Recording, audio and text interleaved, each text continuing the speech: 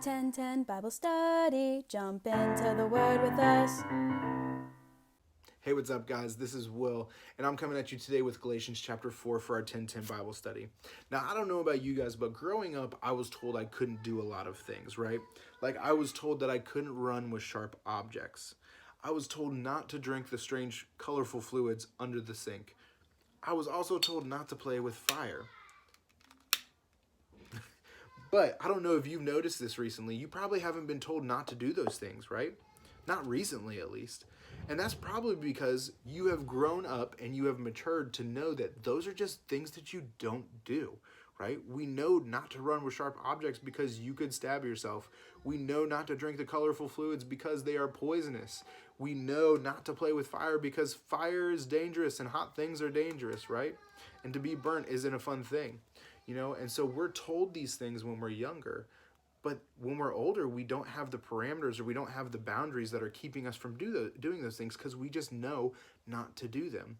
And that's what Galatians chapter 4 is about. It's continuing this idea that we are children of God, but that we are free in God to do the things that God is calling us to. Now, Galatians 4:1 starts off with this. Think of it this way.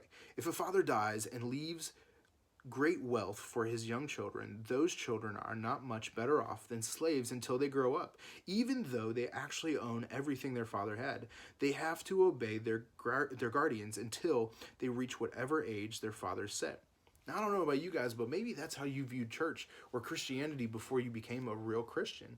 Maybe you were like, oh, I gotta go to church today, or I have to pray, or I have to read my Bible, or that's what Christians have to do. They have to do those things to be a good Christian. Or maybe you thought that you were a good Christian because you were doing those things every single day.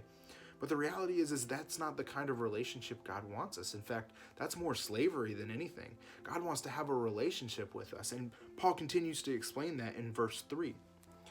And that's the way it was with us before Christ came. We were slaves to the spiritual powers of this world. But when the right time came, God sent his son, born of a woman, subject to the law.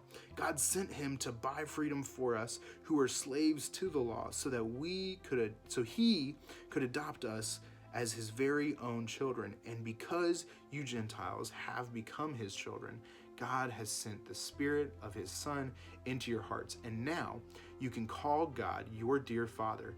Now you are no longer a slave, but God's own children. And since you are his child, everything he has belongs to you. And this is really cool because the idea is that there's freedom in following after God, and that we get all of the things that God is offering us.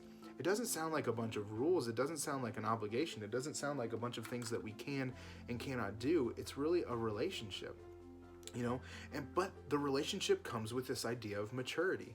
Paul is talking about how we need to be mature in our faith. He's talking to the Galatians that we need to be mature and not be bound by the things that kind of control our lives sometimes, right?